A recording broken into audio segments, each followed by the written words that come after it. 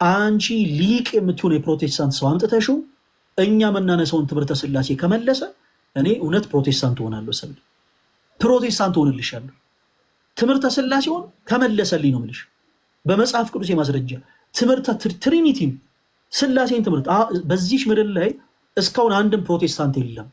አንድም ምድር ላይ ያለ ከዚህም በፊት የሞቱ ካሉት ውስጥም ትሪኒቲን የተረዳ አንድም ፕሮቴስታንት የለም። ሰብልዬ ትሪኒቲን የተረዳ ነው እኛንን ኦርቶዶክሳውያን። ግን እናቱ የወለደችው ሊቅ ኖሮ ፕሮቴስታንት ውስጥ መጥቶ ከፈለገ አትናቴዎስ ጋር አንቺ ጸጠለሽ ማይክሽን ሚውት አደርገሽ ይሄው እሱ ይመልስልሃል ብለሽ መጥቶ ከመለሰልኝ ይሄው እውነት ማተብን ይበጥስልሻል። የለም ሻማ ማብራት አምልኮ ነው አይደል?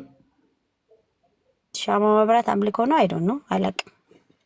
እሺ ሰዎች ለስላት ሻማ ማብራት አለባቸው? እኔ እንጃ። በቤተክርስቲያናችን የሚመለክ ስዕል የለም። የሚመለክ ስዕል የለም በቤተክርስቲያናችን። እጣን ሰዎች ያጨሳሉ ለስዕላት። አዎ ያጨሳሉ። እጣን ማጨስ አምልኮ ነው ይላል፣ ግን መጽሐፍ ቅዱስ አይልም። በጣም ሁሉ ፕሮቴስታንት እንደዚህ ይላቸዋል። እናንተ እጣን ታጨሳላችሁ ምናምን። እሺ እጣን ማጨስ አምልኮ ነው የሚል እስኪ ማስረጃ አምጣ። የለም። ቅዱሳት ስዕላት ከደዌ ስጋ ሰዎችን ያድናሉ። ለምን? የጸጋ ቅድስና ስላላቸው። ሰው ለምሳሌ ይሄ አሁን በግዕዝ መጽሐፍ ቅዱስ ነው። ይሄ ጨጓሬን በታመምኩ ሰዓት ደረቴ ላይ ያደርገዋል። ደረቴ ላይ የማደርገው ክርስቶስን ረስቼ አይደለም፣ ክርስቶስን አስቤ። ሌላው ስላድኖ ይባላል ወይስ አይባሉም ነው? ስላድኖ አይባልም። ሰዎች ስላድኑ ግን ቢሉ ችግር የለውም። ቅዱሳት ስዕላት ስላድኑ አይባሉም ተብሎ አይጣል። የአብና የመንፈስ ቅዱስ ቃል ከሆነ መንፈስ ቅዱስ ደግሞ የአብና የወልድ ስንፋስ ከሆነ አብ ለወልድና ለመንፈስ ቅዱስ ምንድን ነው ሰብለ? አንድ አምላክ ናቸው። እኔ አልኩህ እኮ እንደዚህ ቅድም ሶስት አምላክ ናቸው አላልኩሽም? ቆይ ፕሊዝ። ሰዎች በማመናቸው ብቻ የዘላለም ሕይወትን ያገኛሉ ብለሽ ታምኛለሽ ሰብለ? አዎ ያገኛሉ። ኦኬ፣ በማመናቸው ብቻ የዘላለም ሕይወት እንደሚያገኙ የሚናገር የመጽሐፍ ቅዱስ ማስረጃ ሲሰጪ። ምክንያቱም የ15 ዓመት ሆኖሻል ድህነት ትምህርት። ቅድም እንዳልኩት ፕሮቴስታንት የሆኑ ሰዎች በአጠቃላይ ወዲያው የሚማሩት ትምህርት ነው። ሰው አሁን በጣም ቆፍጠን ያሉ ምላሾችን እንጠብቃለን ከአንቺ። ሰዎች በማመናቸው ብቻ የዘላለም ሕይወትን እንደሚያገኙ የሚናገር የመጽሐፍ ቅዱስ ማስረጃ ስጭን። ምን ላይ ነው ክርስቶስ ከሆነ አዳኙ ስሉ አሁን እንዳልከው ይሄ ቅድም ያስተምራል ምናምን ብለህ ያልከው ነው። ግን የሚወስደን አሁን ዞሮ ዞሮ ወደ ክርስቶስ ነው። ስለዚህ አሪፍ ነው፣ ተመችቶኛል። ዲፊኒሽኑ ማለት አስተምሮ ክርስቶስን ያሳይ። በቃ የምናይበት ክርስቶስ ከሆነ ምንም ዳወት የለኝም። ስዕሉንም አቀፍኩም አላቀፍኩም፣ ግን አምኜ ክርስቶስ ማዳኑንም ከአመንኩኝ ከተቀበልኩኝ ዋናው እሱ ስለሆነ አዳኙ እሱ ስለሆነ እሱ ያድናል።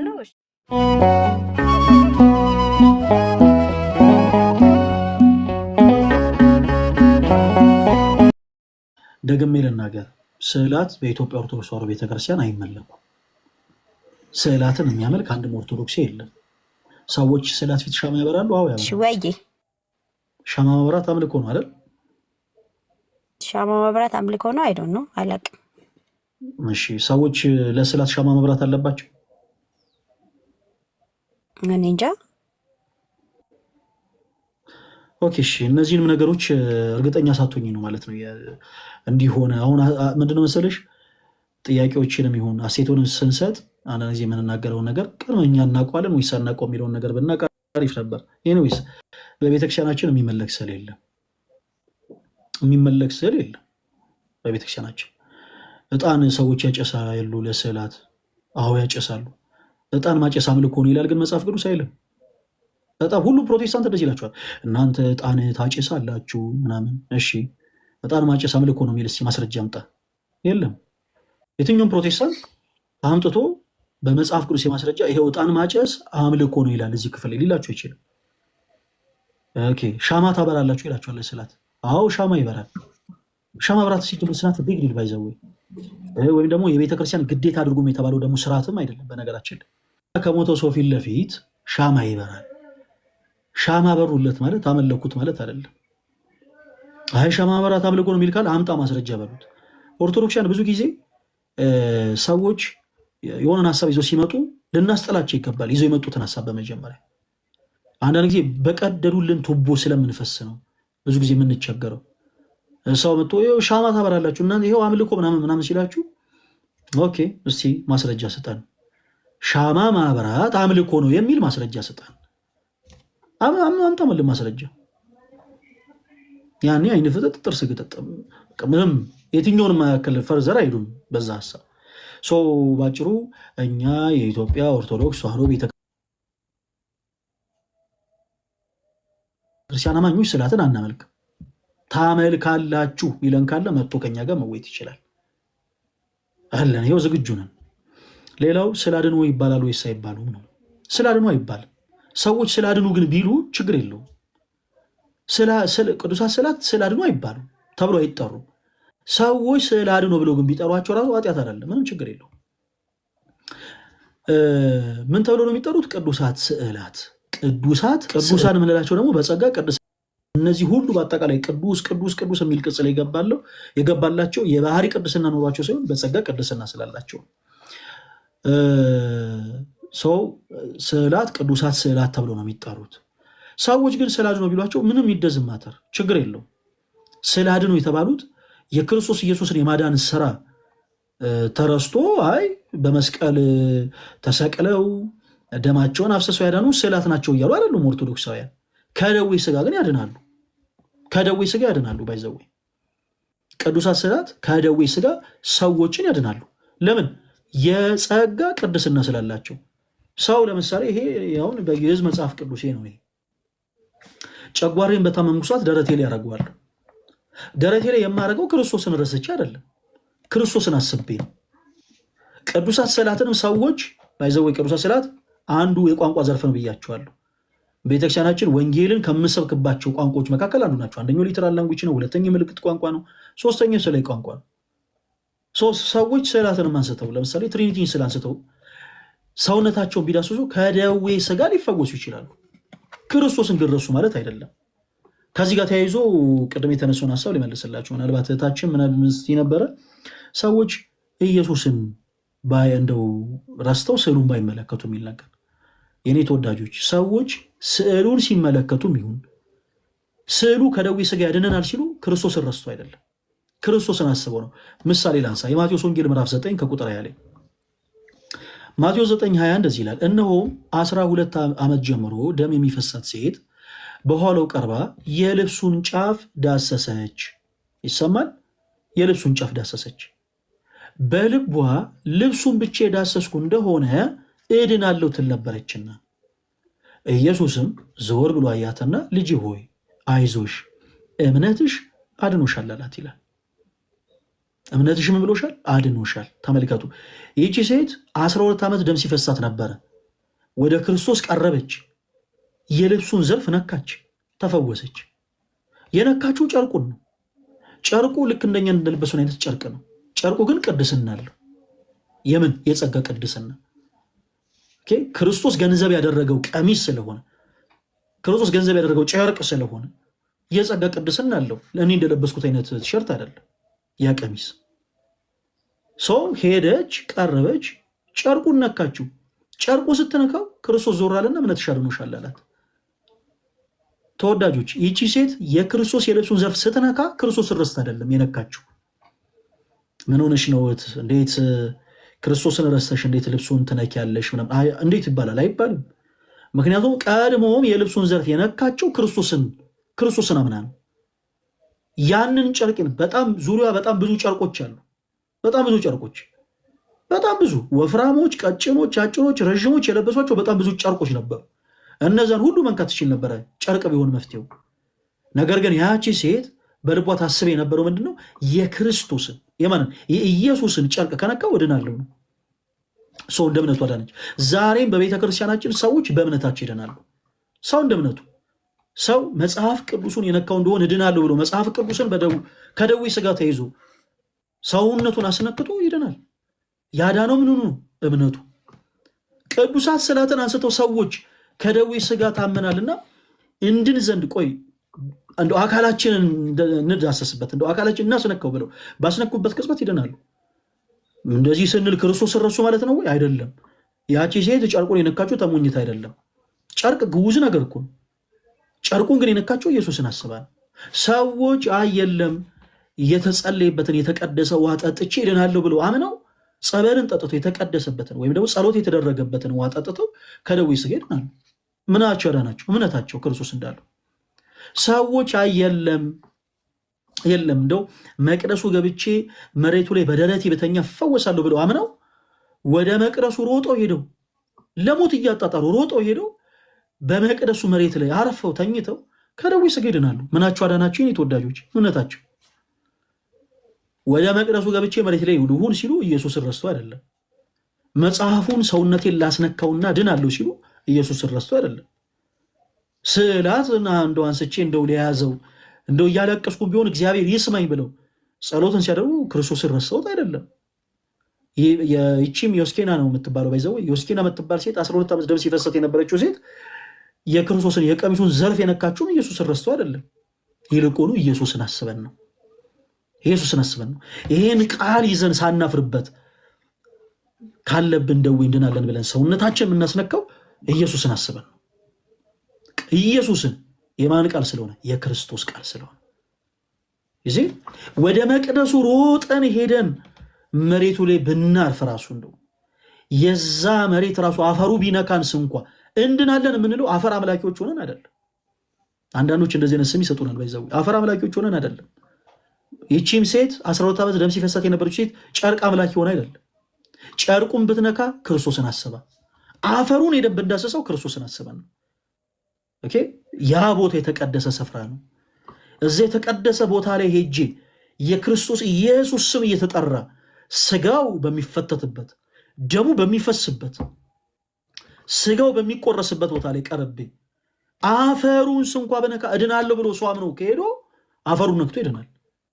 አፈር አምላኪ ሆኖ አይደለም የኔ ተወዳጆች፣ ክርስቶስን አስቦ ሄዳ ነው። ያዳነው ምኑ ነው? እምነቱ ነው።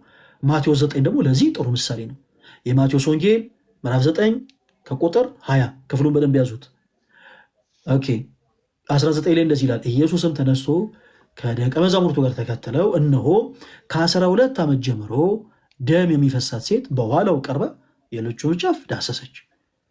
ኦኬ ከዛስ በልቧ ልብሱን ብቻ ዳሰስኩ እንደሆነ እድናለሁ ትል ነበረችና፣ ኢየሱስም ዞር ብሎ አያትና ልጄ ሆይ አይዞሽ እምነትሽ አድኖሻል አላት። ሴቲቱም ከዛ ሰዓት ጀምራ ዳነች ይላል። ሰው ይቺ ሴት ወደ ክርስቶስ ቀርባ የልብሱን ዘርፍ የነካችው ኢየሱስን ረስታ አይደለም። ባጭሩ በቤተ ክርስቲያናችን ቅዱሳት ስዕላት ነው የሚባሉት። ሰዎች ግን ስለ አድኖ ሲሉ ምን እያሉ ነው? የክርስቶስ ኢየሱስን የማዳንን ስራ በአጠቃላይ ረስተው ከዘላለም ሞት ያዳኑን ስዕላት ናቸው እያሉ ነው ወይ? አይደለም፣ ከደዌ ሥጋ ያድናሉ እያሉ ነው። ይሄ ደግሞ እውነት ነው። በቤተ ክርስቲያን ውስጥ የተጸለየበት ውሃም ከደዌ ሥጋ ያድነናል። በቤተ ክርስቲያን ውስጥ የሚነበበው ወንጌላችን ከደዌ ሥጋ ያድነናል። ከደዌ ሥጋ ስለሚያድን ስዕል አድህኖ ብለው ይጠሩታል። ምንም ችግር የለውም። ስዕል አድህኖ ቢሉት ምንም ችግር የለውም። ትክክል ግን በቤተክርስቲያናችን የሚጠራበት ስያሜው ቅዱሳት ስዕላት ነው። ይህንን አስምሩበት። በስዕላት ላይ ሌላ ያልገባሽ ነገር አለ ሰብለ?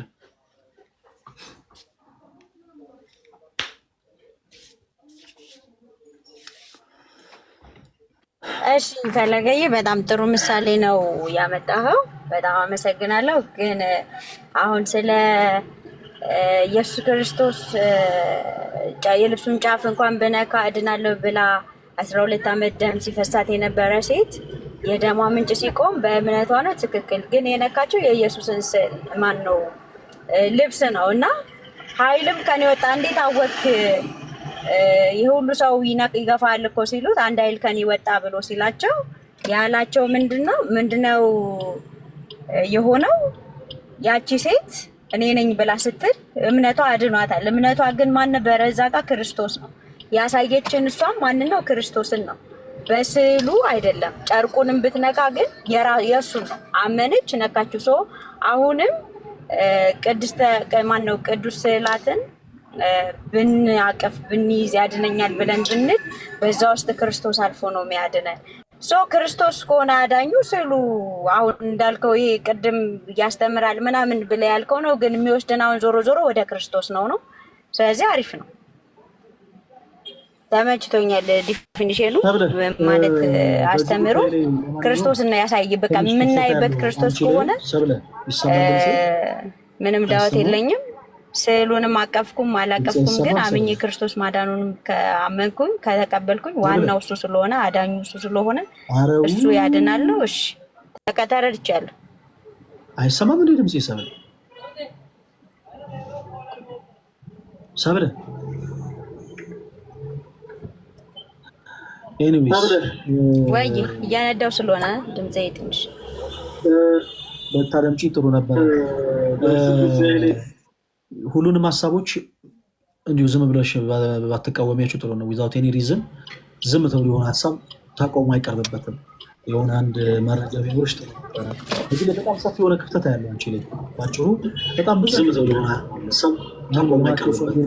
9 ከቁጥር ያጀው መረጃ ቢኖርሽ ተሪዛን ሄዳነች አላለም። እኛ ምሳሌነቱ ምን እያለን ነው? ጨርቅ ጉዝ ነገር ነው፣ ግን የተቀደሰ ጨርቅ ስለሆነ ግን በእምነት ነክተው ድናለች። ቅዱሳት ሰላትም የተቀደሱ ሰላት እስከሆኑ ድረስ ሰዎች በእምነት ነክተው ይድናሉ፣ ከደዌ ስጋ ይድናሉ። ሰዎች ኢየሱስን ረስተው አይደለም ሰላትንም ይዙት። ሰዎች ኢየሱስን ረስተው አይደለም መጽሐፍ ቅዱስን ይዘው ከደዌ ስጋ እንፈወሳለን የሚሉት። ኢየሱስን አስበው እንደማ እንደ 12 ዓመት ሲፈሳት ደም ሲፈሳት እንደነበረችው ሴት ልክ እንደሱ ያቺ ሴት ጨርቁን የነካችው ክርስቶስን አስባ ነው እያለን ነው። ኦኬ ነገ 4 ሰዓት ላይ ፕሊስ አንቺም እንዳትቀሪ። ከዛ ደግሞ ስለ ስግደት በደንብ አድርገን እናወራለን። እያንዳንዱን ቀናት በደንብ ሰፊ ታይም መተሽ በደንብ አድርገሽ ትረጃለሽ። እግዚአብሔር ይርዳሽ። ከዛ በፊት ግን ፕሮቴስታንት ነሽ እና እናወራለን። 14 እያንዳንዱን ቀናት በደንብ ሰፊ ታይም መተሽ በደንብ አድርገሽ ትረጃለሽ። እግዚአብሔር ይርዳሽ። ማይኩን ስትከፍቺ ያስተጋባል። ወይ አጠገብሽ የተከፈተ ስልክ አለ ምናምን፣ ወይ ደግሞ መስኮትሽን እንዳለ ዘግተሽው የኔ ድምፅ እያስተጋባ ነው መኪና ውስጥ እና እስክጨርስ በደንብ አዳምጪኝ። እህታችን አንቺን ስለ ሳልቬሽን እንድታወሪኝ ይፈልጋለሁ። ምናልባት ልጠይቅሽ፣ ምክንያቱም ያንን ተምረሽዋል። ፕሮቴስታንት ስትሆኚ ድነት ትምህርት ነው በመጀመሪያ የምትማሪው እና አሁን ያለሽበት የድነት ትምህርት መጽሐፍ ቅዱስ ነው ብለሽ ታምኛለሽ? ሰብለ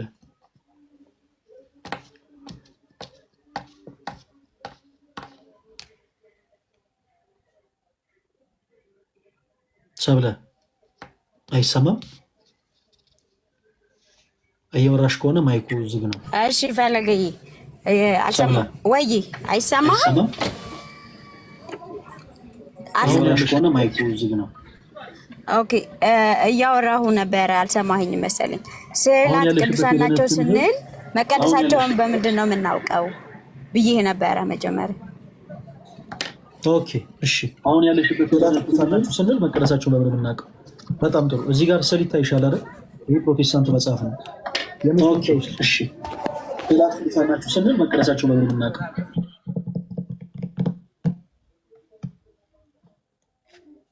የምን ስዕል ነው ይሄ ሰብለ? የመጽሐፍ ቅዱስ። ይሄ ስዕል የምን ስዕል ነው? ይሄ መጽሐፍ ቅዱስ ስዕል ነው። ይሄ የምን ስዕል ነው ይሄ ሰብለ? የመስቀል ስዕል ነው። የረከሰ ስዕል ነው። ይሄ ስዕል የምን ስዕል ነው? ይሄ መጽሐፍ ቅዱስ ስዕል ነው። ይሄ ወይ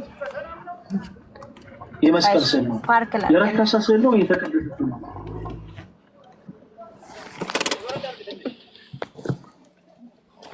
ፈለገይ የተቀደሰው መጽሐፍ ቅዱሱ ውስጥ ያለው ቃል ነው። ወንጌሉ እዚህ ላይ ያለው የረከሰ ነው የተቀደሰ ነው? ጥያቄ ስለ ስዕሉ ነው የጠየቁት። ይሄ ስዕል የረከሰ ነው የተቀደሰ ነው? ስዕሉ እዚህ ላይ ያለው የረከሰ ነው የተቀደሰ? ጥያቄ ስለ ስዕሉ ነው የጠየቁት። ይሄ ስዕል የረከሰ ነው የተቀደሰ ነው? ስዕሉን አሁን ዲፋይን እናደርጓለን። የተቀደሰ ነው የረከሰ ነው ብለን ይሄ ስዕል ዲፋይን እናደርገዋለን። ለዛ ነው የጠየኩሽ። ዲፋይን ስለሆነ ነው መጽሐፍ ቅዱሱ ላይ ያለው። ይሄ ስዕል የምን ስዕል ነው ስልሽ የመስቀል ስዕል አልሽ። ኦኬ፣ መስቀሉ የረከሰ ነው የተቀደሰ ነው?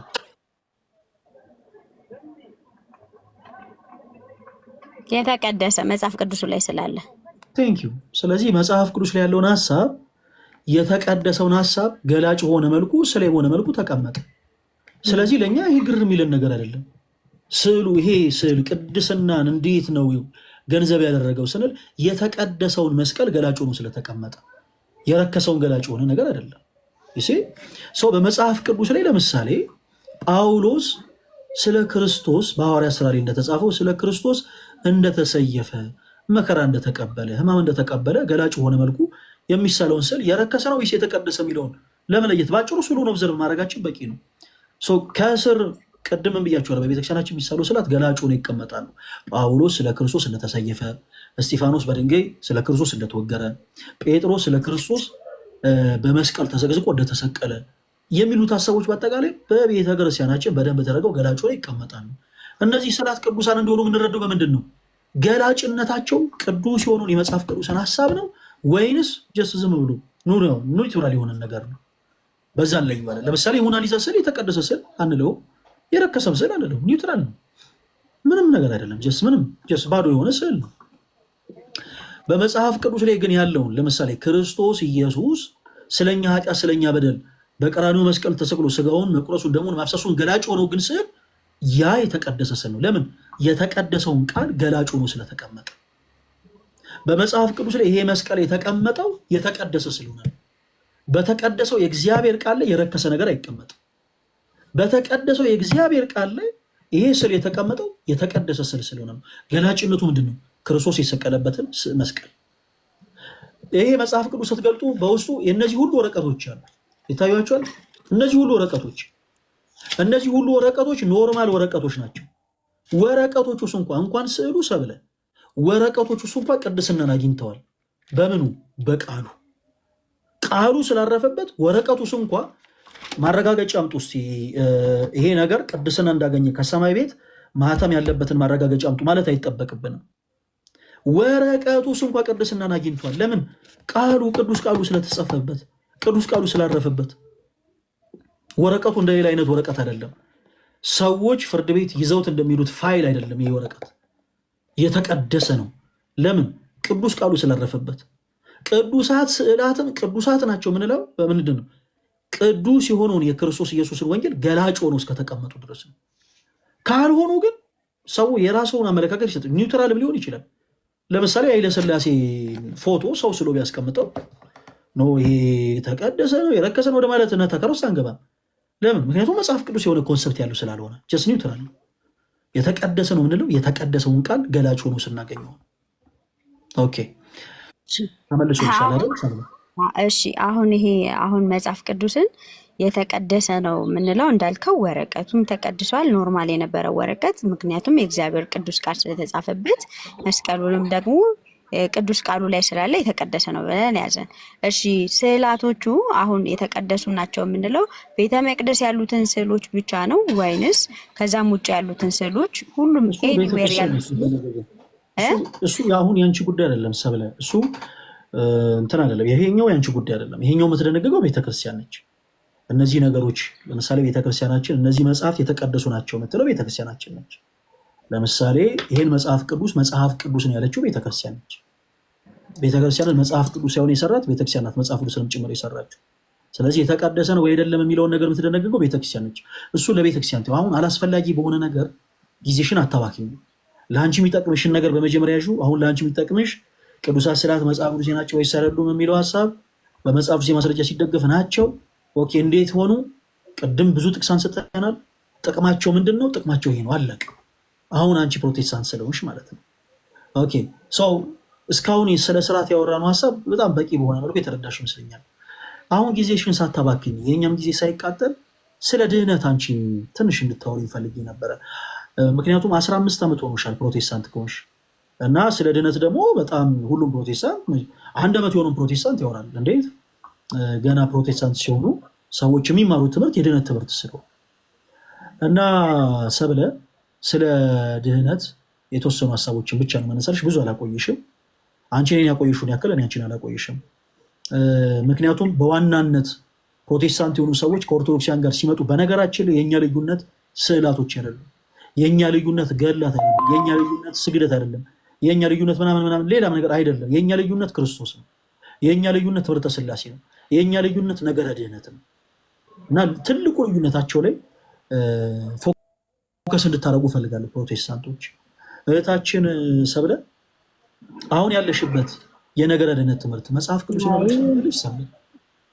እሺ አሁን ወደዛ ለመሄድ ማለት ነው በደንብ የኔ እንትን አሁን ገደብከኝ ጥያቄንና ለምን እንደገደብከኝ አላውቅም። የተረዳሽውን ነገር ብቻ አንድ ጊዜ አሁን ያለሽበት የነገረ ድነት ትምህርት መጽሐፍ ቅዱሳዊ ነው ብለሽ ታምኛለሽ ሰብለ? አዎ ወይም አይ? እሱ ብቻ ነው። መጽሐፍ ቅዱሳዊ ነው። መጽሐፍ ቅዱሳዊ ነው። ግን ፈለገኝ አሁን አሪፍ መታየልኝ። ሰብለ ለምን አቆምከኝ? ሰብለ አንድ ጊዜ አዳምጪ። ሰዎች በማመናቸው ብቻ የዘላለም ሕይወትን ያገኛሉ ብለሽ ታምኛለሽ? የኛ ኦርቶዶክስ ቤተክርስቲያን ሰዎች በእምነት እና በስራ የዘላለም ሕይወትን ያገኛሉ ብላ ታስተምራለች። እሱን ታዩ፣ ችግር የለውም። ምናልባት ኦርቶዶክስ እያለሽ ብዙ ትምህርቶችን ስላልተማርሽ ላታስተውሹ ትችያለሽ። ታዩ፣ እሱን ችግር የለውም። ትልቁ ነገር ድህነት ስለሆነ ማለት ነው። እና ሰዎች በማመናቸው ብቻ የዘላለም ሕይወትን ያገኛሉ ብለሽ ታምኛለሽ ሰብለ? አዎ ያገኛሉ። ኦኬ፣ በማመናቸው ብቻ የዘላለም ሕይወት እንደሚያገኙ የሚናገር የመጽሐፍ ቅዱስ ማስረጃ ሲሰጪ። ምክንያቱም የ15 ዓመት ሆኖሻል ድህነት ትምህርት። ቅድም እንዳልኩት ፕሮቴስታንት የሆኑ ሰዎች በአጠቃላይ ወዲያው የሚማሩት ትምህርት ነው። ሰው አሁን በጣም ቆፍጠን ያሉ ምላሾችን እንጠብቃለን ከአንቺ። ሰዎች በማመናቸው ብቻ የዘላለም ሕይወትን እንደሚያገኙ የሚናገር የመጽሐፍ ቅዱስ ማስረጃ ስጭን። ምን ላይ እናውጣ? እሺ በማመናቸው ብቻ ሲባል አሁን ይሄ 5 ብቻዎች ምናምን የምትሏቸውን ነገሮች እኔ እንግዲህ አሁን አጠቃሽ ብላችሁ እንትን እንዳትሉኝ። ግን ምንድነው መሰለህ አሁን በስራ በጭንቀት 5 ሶሎችን ንገሪኝ አላልኩሽም ሰብለ? ሰዎች በማመናቸው ብቻ የዘላለም ሕይወትን እንደሚያገኙ የሚናገር የመጽሐፍ ቅዱስ ማስረጃ ስጪኝ ያልኩሽ። ስለዚህ አሁን ምላሽሽ መጽሐፍ ቅዱሳዊ ነው መሆን ያለበት። ጥቅስ ነው የምትጀምሪው ማለት ነው። ሀሳብ ሳይሆን ከሀሳብሽ ጥቅሱ ይቀድማል። ጥቅሱን ታነሺና ከዛ ሀሳብሽን ታስከትያለሽ። ምን ላይ እናውጣ? እሺ አሁን ጥቅሶችንም እነዛንም ጥያቄዎች ጠይቄ ያልከኝን ነገ በደንብ እንትን ብዬ እነግርሃለሁ። ዞሮ ዞሮ ያመነ የተጠመቀ ይድናል፣ ያላመነ ግን ይፈረድበታል የሚል አሁን የትኛው ጥቅስ ላይ ብለህ ብትለኝ ጥቅሱን አንተ ነው የምታወጣው። ያላመነ ይፈረድበታል ስለሚል ማለት ነው። አንድ ይሄን አውቃለሁ። የድነት ትምህርትን እንዴት እኔ አንተ ታውቅልኛለህ እንዴት ትኛለሽ ሰብለ? ጥቅሶችን አልሸመደድኩም እኔ። አይ ሸምድጄ አይደለም። ይሄ ቀላል በጣም ሲምፕል ነው። ነገረ ድነትን ያወቀ ተመሪያለሁ የሚል ነገረ ድነትን የተማረ ኦርቶዶክስን ተመሪያለሁ የሚል ፕሮቴስታንትን ያውቃል። ይሄ አሁን እኔ ጥቅሶችን ሸምድደሻል ወይ የሚል ጥያቄ አይደለም የጠየቁት። የጥቅስ መሸምደድ ውድድርም አይደለም ያደረጉት። ነገረ ድነትን ስናወራ ሰዎች የተረዱትን ነገር በመጽሐፍ ቅዱስ የማስረጃ አስደግፈው ነው ማወቅ ያለባቸው። እንግዲህ 15 ዓመት ሙሉ በፕሮቴስታንቱ ቤት ልክ አሁን ቅድም ኮምፕሌንስ ስታቀርብ የነበረው በጣም ስህተት እንደሆነ ላሳይሽ ፈልጌ ነው። ኦርቶዶክስ ቤተክርስቲያን ውስጥ ገብተሽ ዝማሬ ብቻ ነበረ ምናምን ያን መጽሐፍ ቅዱስ አልተማረ ጊዜ አሁን 15 ዓመት ሙሉ ሰብለ ጊዜሽን አባክነሽዋል። ኢቨን ፕሮቴስታንት ሆነሽ ኦርቶዶክስ ቤተክርስቲያንን ታያት እርሻት። የፕሮቴስታንቶቹን ትምህርት እንኳን በሚገባ ጠንቅቀሽ አልተማርሽም። ፕሮቴስታንቶች በዚህ ጉዳይ ላይ ምንድን ያላቸው አቋም፣ የሚያነሱት የመጽሐፍ ቅዱስ ሀሳቦች ምንድን ናቸው? ምንም። ቅድም ስታቀርቢልን የነበረው ሀሳብ እንዴት ነው መሰለሽ? አውቄ ነው ሀሳብ ያነሳው ሀሳብ ላይ ቅድም ስትነግሪኝ የነበረው አነጋገር ኦርቶዶክስ እያለሽ ምንም መጽሐፍ ቅዱስ እየተማርሽ አልነበረ ምናምን እና ፕሮቴስታንቶች መጥተው አንቺን ከመጽሐፍ ቅዱስ ጋር ምን አሉሽ? አተዋወቁሽ፣ መጽሐፍ ቅዱስን አስተማሩሽ ምናምን። ከዛ መጽሐፍ ቅዱስን ተማርሹ፣ ተረዳሹ። ይሄው 15 ዓመት ሙሉ ፕሮቴስታንቶች ተቀመጥሽ።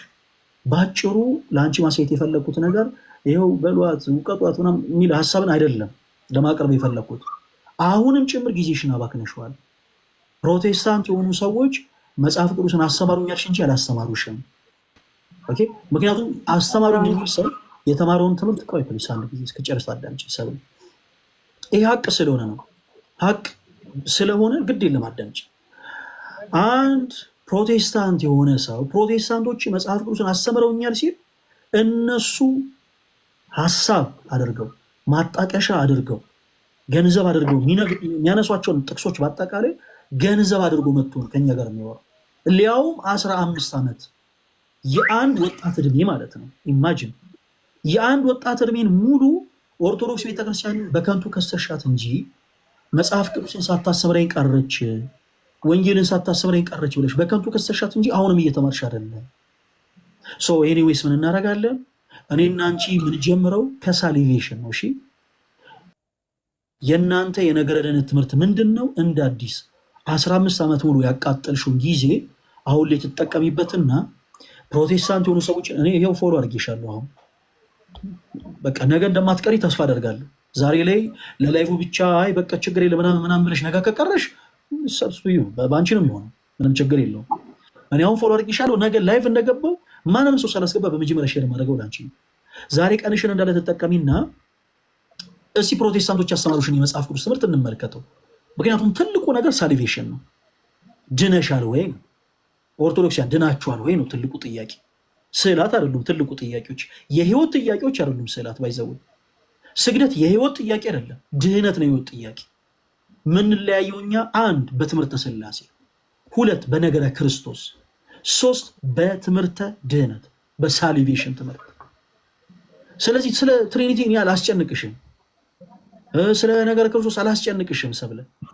ቅድም ግን ያልሆነ ክስን ስላነሳሽ አሁንም ጭምር ፕሮቴስታንቶችም እንዳላስተማሩሽ አንቺም እንዳልተማርሽ ላሳይሽ ፈልጌ ነው።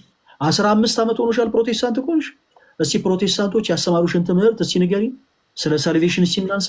የለም አላነሳሽልኝም። ሰው ችግር የለውም ነገ እናነሳዋለን። ቅድም እንዳልኳችሁ በጣም የምንለያይበት ትምህርቶች እነዚህ ናቸው። ለምሳሌ ትምህርተ ሥላሴ ኦርቶዶክሲያን ያምናሉ። ኦርቶዶክስ እያለሽ መጽሐፍ ቅዱስ አላስተማሩሽም ኦርቶዶክሲያን። አሁን ግን ፕሮቴስታንቶች ያስተምሩሻል። ሰብለ ፕሊስ አንድ ጊዜ አሁንም ይህንን አጭር መልስ መልሽልኝ። በአብ በወልድ በመንፈስ ቅዱስ ታምኛለሽ ሰብለ? በደንብ ኦኬ ተምሬያለሁ። ይኸውልህ ፈለገኝ አንዴ ሙሉ ከሆነ የምትፈልገው እነግርሃለሁ ሰብለ። ችግር የለውም አሁን ልትነግሪኝ እኮ ነው የጠየቅኩሽ። ብቻ ባጭሩ መልሽልኝ እሺ። እዚህ ለመጣሽ በአብ በወልድ በመንፈስ ቅዱስ ታምኛለሽ ሰብለ? ግጥም አድርጌ አምናለሁ። በጣም ጥሩ። ወልድ የአብና የመንፈስ ቅዱስ ቃል እንደሆነ ታምኛለሽ? ኦፍ ኮርስ። መንፈስ ቅዱስ የአብና የወልድ እስትንፋስ ወይም ቅዱስ መንፈስ እንደሆነ ታምኛለሽ?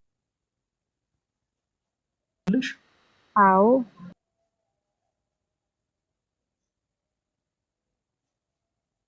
በጣም ጥሩ። ወልድ የአብና የመንፈስ ቅዱስ ቃል ከሆነ መንፈስ ቅዱስ ደግሞ የአብና የወልድ እስትንፋስ ከሆነ አብ ለወልድና ለመንፈስ ቅዱስ ምንድን ነው ሰብለ? አንድ አምላክ ናቸው። እኔ አልኩህ እኮ እንደዚህ። አሁን ቅድም ሶስት አምላክ ናቸው አላልኩሽም? ቆይ ፕሊስ። አሁን ከቅድም ጀምሮ አንቺን አቀርቤ ለመመለስ የፈለግኩት ትልቁ ነገር ነው መሰለሽ፣ ሳይደክመኝ ቀርቶ አይደለም። በጣም ያሉት ሀሳቦች በአጠቃላይ ሳይሰለቹን ቀርቶ አይደለም። እማይሆን ግን ክስ አቅርበሽ ነበረ። ቅድም ምን ብለሽ ነው መሰለሽ? ኦርቶዶክስ እያለሁ አልተማርኩም፣ ዝም ብዬ መዝሙር ነበር የምዘምረው። ፕሮቴስታንት ከሆንኩኝ በኋላ ግን ፕሮቴስታንቶች ከመጽሐፍ ቅዱስ አስተዋወቁኝ፣ መጽሐፍ ቅዱስን ተረዳሁት። ያልበራልሽ እውነት በራልሽ። በቃ እውነትን ስለሰበኩልሽ ከዛ ፕሮቴስታንቶች መጽሐፍ ቅዱስን አውቀሽ ከሆነ ይኸው እስኪ ፕሮቴስታንቶች በአብ በወልድ ቅዱስ እናምናለን ይላሉ። ይሄንን አንቺ አይደለሽም የእናንተ መምህር መጥቶ አይመልስልኝም። እንድትታዘብ የፈለግኩት ነገር ፕሮቴስታንት የሆንሽው መጽሐፍ ቅዱስ ገብቶሽ አይደለም የሚለውን ነው። እሺ ኦርቶዶክስ ቤተክርስቲያን ውስጥ እያለሽ መጽሐፍ ቅዱስ ላትማሪ ትችያለሽ፣ የአንቺ ድክመት ነው እሱ። ፕሮቴስታንት ግን የሆንሽው እግዚአብሔር ምስክሬ፣ ፕሮቴስታንት የሆንሽው ሰብሊ መጽሐፍ ቅዱስን ተምረሽው ወይም ደግሞ ሰዎች መጽሐፍ ቅዱስ ጋር አስተዋውቀውሽ አይደለም። ከሆነ ይኸው መልሽልኝ። ወልድ የአብና የመንፈስ ቅዱስ ቃል እንደሆነ አምናለሁ አልሽ። መንፈስ ቅዱስ ደግሞ የአብና የወልድ ቅዱስ መንፈስ ወይም ደግሞ እስትንፋስ እንደሆነ አምናለሁ አልሽ። ኦኬ መልካም። እንደዛ ከሆነ አብ ለወልድና ለመንፈስ ቅዱስ ምንድን ነው? አይ እንግዲህ አንድ አምላክ ናቸው አይደለም የሚባለው እንዴ? አንድ አምላክ ናቸው ወይም ሶስት አምላክ ናቸው የሚል ሀሳብ አላነሳውም። አዎ አንድ አምላክ ነው። አብ ወልድ መንፈስ ቅዱስ አንድ አምላክ ነው። የኔ ጥያቄ አብ ለወልድና ለመንፈስ ቅዱስ ምንድን ነው? ሰብ 15 ዓመት ሙሉ ፕሮቴስታንት ያደረጉት መጽሐፍ ቅዱስ ሰብከው ይሻላል። አብ ወላዲ ነው፣ ወልድ ተወላዲ ነው፣ መንፈስ ቅዱስ ሰራጭ። እሱን አይደለም የጠየኩሽ፣ ለወልድና ለመንፈስ ቅዱስ ይኸውልሽ። ቆይ አብ ወላዲ ነው የምንለው ለወልድ ሲሆን አብ ለወልድ አባት ነው። እሺ አብ ለወልድ ምንድን ነው ስልሽ አባት ነው ይባላል። ወልድ ደግሞ ለአብ ምንድን ነው ሲባል ልጅ ነው ይባላል። አሁን ግን ያነሳ ነው ወልድ ለአብና ለመንፈስ ቅዱስ ምንድን ነው? ቃል ነው። መንፈስ ቅዱስ ለአብና ለወልድ ምንድን ነው? ቅዱስ መንፈስ ወይም ደግሞ እስትንፋስ ነው አለ። አሁን ጥያቄው አብ ለወልድና ለመንፈስ ቅዱስ ምንድን ነው?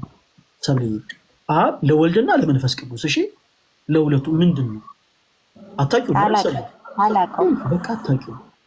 በፍቅር የፈለኩት ነገር ምንድን ነው መሰለሽ ሰብልዬ፣ የፕሮቴስታንቶችና የኦርቶዶክሶች ትልቁ ልዩነት ይኸውልሽ ስዕላት አይደሉም። እሺ ስለ ስዕላት የሆነን ነገር ሰምተሽ አይደለም ፕሮቴስታንት መሆን ያለብሽ። ስግደት አይደለም ትልቁ ልዩነታችን። ትልቁ ልዩነታችን ትምህርተ ሥላሴ ነው። እግዚአብሔር ምስክሬ ነው ምለው። በደንብ አዳምጪ። እንግዲህ 15 ዓመት ሆኖሻል ፕሮቴስታንት ከሆንሽ። ነገ አንቺ አይደለሽም ሰብልዬ በጣም እተማመንበታለሁ የምትይውን አሁን እኔ ለእውቀት ከሆነ ሰው ጋር ትከሻ ለትከሻ እንለካካ እያልኩ አይደለም። እሺ በፍቅር እንድትረጂ የሚፈልገው ነገር አንቺ ሊቅ የምትሆን የፕሮቴስታንት ሰው አምጥተሽው እኛ የምናነሳውን ትምህርተ ስላሴ ከመለሰ እኔ እውነት ፕሮቴስታንት ሆናለሁ። ሰብል ፕሮቴስታንት ሆንልሻለሁ። ትምህርተ ስላሴውን ከመለሰልኝ ነው የምልሽ። በመጽሐፍ ቅዱስ የማስረጃ ትምህርተ ትሪኒቲን ስላሴን ትምህርት በዚህ ምድር ላይ እስካሁን አንድም ፕሮቴስታንት የለም። አንድም ምድር ላይ ያለ ከዚህም በፊት የሞቱ ካሉት ውስጥም ትሪኒቲን የተረዳ አንድም ፕሮቴስታንት የለም። ሰብልዬ ትሪኒቲ የተረዳ ነው እኛንን ኦርቶዶክሳውያን። ግን እናቱ የወለደችው ሊቅ ኖሮ ፕሮቴስታንት ውስጥ መጥቶ ከፈለገ አትናቴዎስ ጋር አንቺ ጸጠለሽ ማይክሽን ሚዩት አድርገሽ ይሄው እሱ ይመልስልሃል ብለሽ መጥቶ ከመለሰልኝ ይሄው እውነት ማተብን ይበጥስልሻል። የለም ትልቁ ልዩነታችን ሰብልዬ ስግደት አይደለም። እሺ ትልቁ ልዩነታችን ስዕላት አይደለም። ትልቁ ልዩነታችን ትምህርተ ስላሴ ነው። ትምህርተ ስላሴን ሳያስረዱሽ ነው ፕሮቴስታንት ያደረጉሽ። 15 ዓመት በህይወትሽ ቀልደሻል ሰብል። ይሄ ደግሞ የመንፈሳዊ ቅናት ያንገበግበኛል። ኦርቶዶክስ የታችን ነበርሽ። ስለ ስዕላት አውርተውሽ፣ ስለ ስግደት አውርተውሽ፣ ስለ ቅዱሳን ምልጃ አውርተውሽ ትምህርተ ስላሴን ሳይነግሩሽ ሸፍነው ከርነውት ሳይሰብኩሽ 15 ዓመት በክደት ውስጥ እንድትኖር ያደርገውሻል። ስለ ክርስቶስ ያለንን ትምህርት ስለ ነገረ ክርስቶስ ምን ብለን እንደምናምን ሳያውቁ ስለ ነገረ ክርስቶስ እንዲህ ብለው ሳይነግሩሽ 15 ዓመት ፕሮቴስታንት አድርገውሻል። ስለ ነገረ ድነት፣ ስለ ሳሊቬሽን አሁን ቅድም ስለጠየቁሽ ሰዎች በማመን ብቻ ነው የዘላለም ህይወትን የሚያገኙት ወይንስ ሰዎች በእምነትና በስራ? መጽሐፍ ቅዱስ የትኛውን ሀሳብ ነው የሚናገረው? ስለ ኢኒሺያል ሳሊቬሽንስ ኦርቶዶክስ ቅድስት ቤተክርስቲያን ምን ታስተምራለች? ይሄንን ሳይነግሩሽ ነው። ይሄንን ሳይነግሩሽ አንገትሽ ላይ ያለውን ማተብ አስበጥሰው ሀብተውልና ስመ ክርስትናሽን አሳጥተው 15 ዓመት በህይወትሽ ቀልደው ፕሮቴስታንት ያደረጉሽ ሰብሊ ይሄንን መሰረት የሆነ ትምህርት አንስተውልሽ አይደለም። እነዚህን ሀሳቦች ታዩ። እኔ ትሪኒቲን አላስጨንቅሽም፣ እንደማትመልሽልኝ ስለማቀው አላስጨንቅሽም። ሌላም አልችልም የሚልንም ሰውን አላስጨንቅም። ነገረ ድህነት ግን ወሳኝ ነው። ሳሊቬሽን ነው፣ የመዳን ጉዳይ ነው ሰብሊ። ስለዚህ ነገ እኔ ፎሎ አድርጌሻለሁ። ነገ ላይፍ ስገባ ሰብሊ ስለ እውነት ስራዬን ትቼ መሄድበትን ትቼ ሁሉን ነገር ትቼ አንቺን ለማግኘት ነው የምገባው ላይፍ ላይ። አሁን ከላይፍ ስትወጪ በጣም ብዙ ፕሮቴስታንት የሆኑ ሰዎች እዚህ ላይ ደግመሽ እንዳትገቢ፣ እነሱ እንደዚህ ናቸው፣ ይኸውልሽ እህቴ እንደዚህ በዚህ ወጥቶ በዚህ ገብቶ ብዙ ነገር ሊሉሽ ይችላሉ። የእነሱን ወሬ ሰምተሽ እንድትፈሪም እንድትርቂም አልፈልግም። እኛ ዛሬ ኦርቶዶክሱን የሚል ጉትጎታም አንጎተጉትሽም። አውቀሽ ነቅተሽ ተረርተሽ ነው ትተታሽ የታሽን እናትሽን ቤተክርስቲያን መልሰሽ እንድትመጪባት የምንፈልገው። ስሜቴ የሆነሽ ወይ ደግሞ በይሁንታ እንድትመለሽ አይደለም የምንፈልገው። ስለዚህ ነገ የምናወራው ጊዜያችንን አነባክንም። ስልሃት እንደዚህ ምናምን በማለት አይደለም ጊዜያችን የምናባክነው ሰብሊ፣ ስለ ሳሊቬሽን ነው የምናወራው። ስለዚህ አንቺ ጠይቀሽ ተረድተሽ ትመጫለሽ። በመጀመሪያ ጠይቀሽ መረዳት ያለብሽ የአንቺን የቤተክርስቲያንሽን ትምህርት ነው። እኛ ፕሮቴስታንቶች በነገረ ድነት ትምህርት ዙሪያ ምን ብለን ነው የምናምነው? እንዲህ ብለን እናምናለን። እሺ እንዲህ ብለን ለምናምነው ትምህርት መጽሐፍ ቅዱስ የማስረጃችን ምንድን ነው? እዚህ ክፍል ላይ እዚህ ክፍል ላይ ኦርቶዶክሳውያን ምን ብለው ያምናሉ? እንዲህ ብለው ያምናሉ።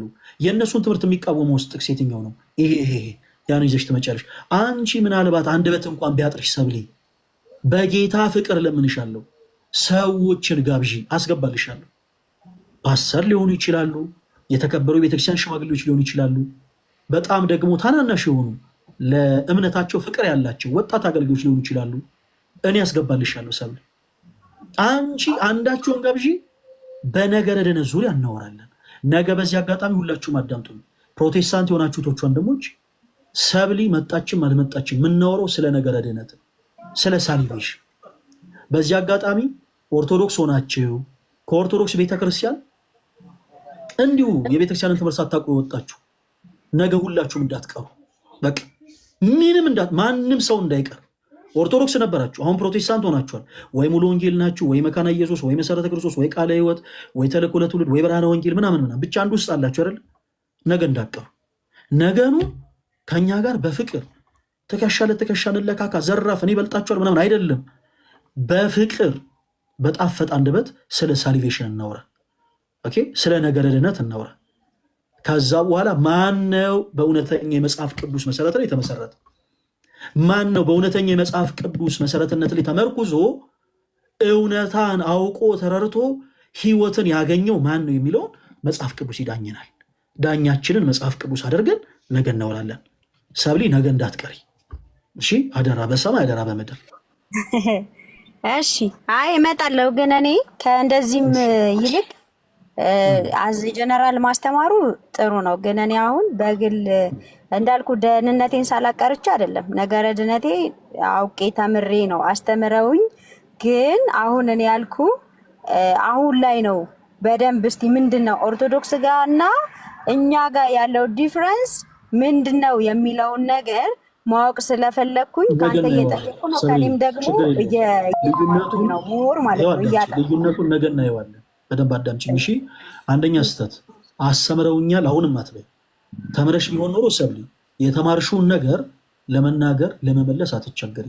15 ዓመት ሙሉ ስለ ሳልቬሽን ስለ ድነት ዩ ሃቭ ኖ አይዲያ። ፕሮቴስታንቶች ምን ብሎ ያምናሉ?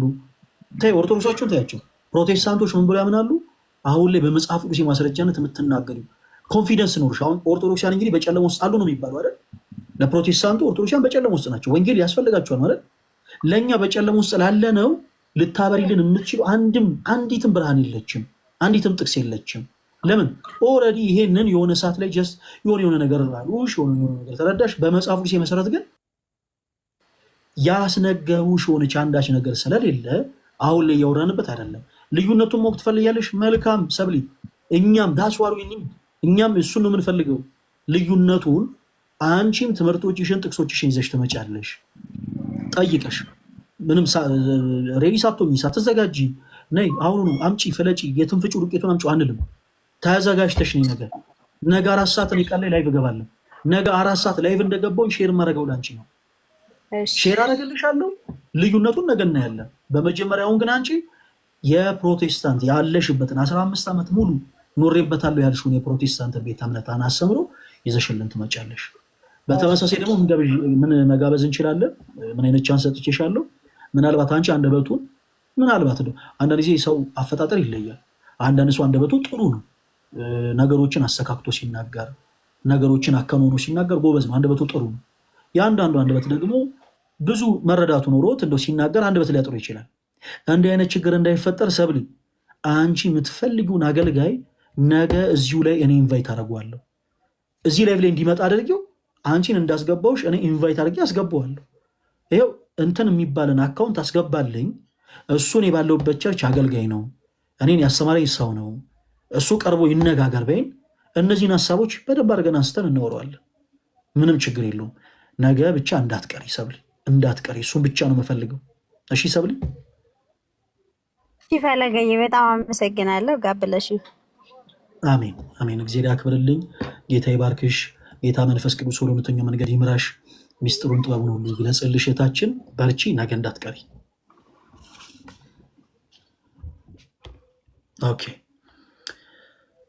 ኦኬ እኔ ተወዳጆች በጣም ጥሩ ነገር ነበር ያሳለፍነው።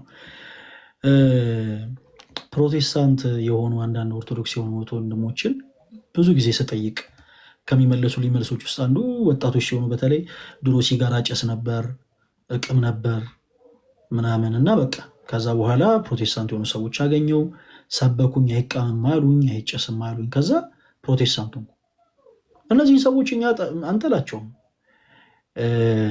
ግን ኦርቶዶክስ ቤተክርስቲያን ጫት ቃሙ ትላለች ወይ? አጭሱ ትላለች ወይ? አትልም። ቤተክርስቲያናችን ስከሩ ትላለች ወይ? ዘሙቱ ትላለች ወይ? አትልም ቤተክርስቲያናችን። አንድ ትምህርት ቤቱ ስነ ምግባርን እያስተማረ ተማሪዎች ስነ ምግባርን እንዲገበዩ አንጾ እያስተማረ በአጥር ዘለው የሚወጡ ተማሪዎች ይኖራሉ። በአጥር ዘለው የወጡት ትምህርት ቤቱ በአጥር እንዴት መዝለል እንደሚችሉ እንዴት ዘለው መውጣት እንደሚችሉ አስተምሯቸው ነው? አይደለም። የራሳቸው ድክመት ነው። እኔ ሰርቄ ስገኝ በኦርቶዶክስ ቤተክርስቲያን ማሰበብ የለብኝም። ድክመቱ የኔ ነው፣ የሰረኩት እኔ ነኝ። ነፍስ አጥፍቼ ስገኝ ነፍስ ለማጥፋቴ ቤተክርስቲያንን መታከክ የለብኝም። ምክንያቱም ቤተክርስቲያንን አታስተምርማ። ይሄ ድክመት የራሴ ነው እና እንደውም እኔ አንድ በጣም የሚገርማችሁ በጣም ወደው ወዳጄ ነው፣ ፕሮቴስታንት ነው። አሁን ላይ በፕሮቴስታንቱ ቤት ዘማሪ ነው። እና እንዴት ወደ ፕሮቴስታንት እምነት እንደተመለሰ ስጠይቀው ስለ ኦርቶዶክስ ቤተክርስቲያን በእርግጥ ምንም የማውቀው ነገር የለም ያለ። ምንም የማውቀው የብዙዎቻችሁም ደግሞ ታሪክ እንደዚህ እንደሆነ እርግጠኛ ነኝ። ምንም የማውቀው ነገር የለም። ፕሮቴስታንት ምንም በቃ እንዴት ኦርቶዶክስ እያለው ስለ ኦርቶዶክስ ቤተክርስቲያን አስበው ምንም የማውቀው ነገር የለም ነበር። እና የሆነ ሰዓት ላይ በቃ እኛ ሰፈር ያሉ ልጆች በአጠቃላይ ሱሰኛ እየሆኑ ነበረ። እና ወላጆቻችንን ክፍለ ሀገር ማለት ነው ገጠር ውስጥ ወላጆቻችን ልጆቻችሁ ፕሮቴስታንት ከሆኑ ሲጋራ አያጨሱም፣ ጫት አይቅሙም፣ ስለዚህ ፕሮቴስታንት ሁኑ፣ እናንተም ልጆቻችሁ ለቁም ነገር እንዲበቁ እነሱንም አድርጓቸው እያሉ ፕሮቴስታንት አደረጉን። ይኸው አሁን ዘማሪ ነኝ አለኝ። ኦርቶዶክስ ቤተክርስቲያን ስለ ትምህርተ ስላሴ ያላትን ትምህርት ያውቃሉ? አያውቅም። አሁን ፕሮቴስታንት የሆኑ ሰዎች ስለ ትምህርተ ስላሴ ያላቸውን ትምህርት ያውቃሉ? አያውቅም። ስለ ሳሊቬሽን ኦርቶዶክስ ቤተክርስቲያን የነበራትን ትምህርት ያውቃሉ? አያውቅም። ሳያውቅ ነው የወጣው ገና ለገና አጫስና ጫት ቃም ይሆናል ተብሎ ማለት ነው። አንዳንድ እህቶች ደግሞ በመከፋት ፕሮቴስታንት ይሆናሉ። ትዳር ነበራቸው ወይ ደግሞ የሚወዱት እጮኛ ነበራቸው ምናምን። ከዛ ድንገት በመሃል ጸብ ይፈጠራል፣ ግጭት ይፈጠራል። ሴቶች ደግሞ በነገራችን ሲወዱ ብታይ ከልብ ነው የሚወዱት። ባይዘው እህቶች ሲወዱም ሲያፈቅሩም ከልብ ነው። ወንዶች እኔ ወረተኞች ናቸው እያልኩ አይደለም፣ ግን ሞር ሴቶች በጣም ድንቅ ለኛ ስፔሻሊ ለኛ ለወንዶች የተሰጡ ድንቅ ስጦቶቻችን ናቸው። እና ሴቶች ሲወዱ ከልባቸው ነው የሚወዱት። ስለዚህ ወደው አፍቅረው ድንገት የሆነ ነገር በህይወታቸው ሲፈጠር ልባቸው ይሰበራል። ልጆቻቸውን እንዴት ማሳደግ እንዳለባቸው ግራ ይገባቸዋል፣ ምናምን ይከፋሉ። በጣም ልብ ይሰበራል። ብዙ ጊዜ በጥንዶች መካከል መለያየት ሲፈጠር ወንድ ሆይ ሆይ ይላል፣ ሴቷ ልቧ ይሰበራል። እና በዚህ አጋጣሚ ፕሮቴስታንት የሆኑ ሰዎች አሉ፣ ይገርማቸዋል።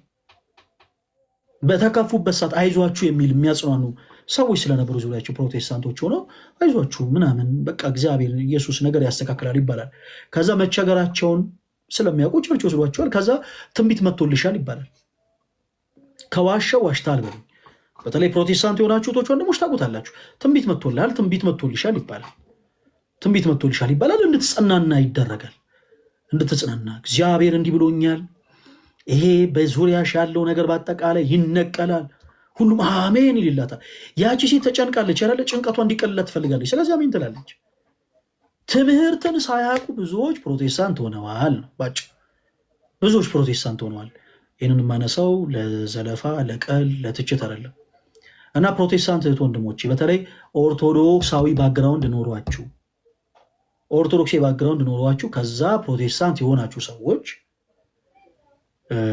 ነገ ፕሊስ እንዳትቀሩ። ስለ ሳሊቬሽን እናወራለን፣ ስለ ነገረ ድህነት በደንብ አድርገን እናወራለን። ሁላችሁም እንዳትቀሩ። የጌታችን የአምላካችን የመድኃኒታችን የኢየሱስ ክርስቶስ ጸጋና ሰላም